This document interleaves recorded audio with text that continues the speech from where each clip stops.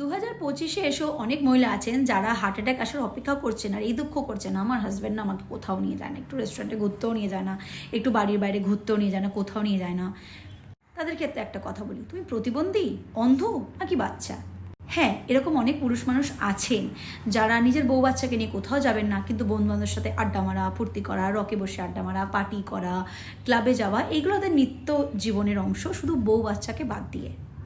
ঘর কি মুরগি দাল বরাবর। তাদের ঘরের মহিলাদের ক্ষেত্রে বলছি, বাড়ির বাইরে বেরোতে গেলে, ঘুরতে গেলে, আনন্দ করতে গেলে মর্দ নয়, মানে পুরুষ নয়, অকাত লাগে, একটু রেডি হতে লাগে, একটু নিজের জন্য সময় বার করতে লাগে। পাড়ার এমন অনেক মহিলাদের আছেন যাদের একটা গ্রুপ আছে, দেখবেন তারা ফেসবুকে নানান রকম ছবি আপলোড করে, নিজেদের পিকনিকের ছবি আপলোড করে, এখানে গেছে মহিলা সংগঠন, ওখানে গেছে, সেখানে গেছে, এই ধরনের ছবি আপলোড করে। তাদেরকে দেখে না আপনারা বেমালুম খিস্তি করেন, গালাগাল করেন, এবং তাদের ছবি দেখেই আবার মুচকি মুচকি বসে বসে লুকিয়ে লুকিয়ে একটু হাই পিত্তেশও করেন। অনেক মহিলারা এদের বাচাল বলে গালাগাল দেয়, কিন্তু মনে মনে এদের লাইফটাই ডিজায়ার করে। শুধু জীবন একটাই, তাই সৎভাবে উপভোগ করার চেষ্টা করো। বন্ধুত্বের কোনো বয়স হয় না, তবে সঠিক বন্ধু নির্বাচন করো।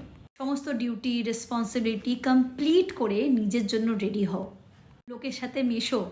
তাহলে কি হবে জানো? চোখের কোণায় জল আসবে না, তবে মনের কোণায় ফুর্তি অবশ্যই আসবে।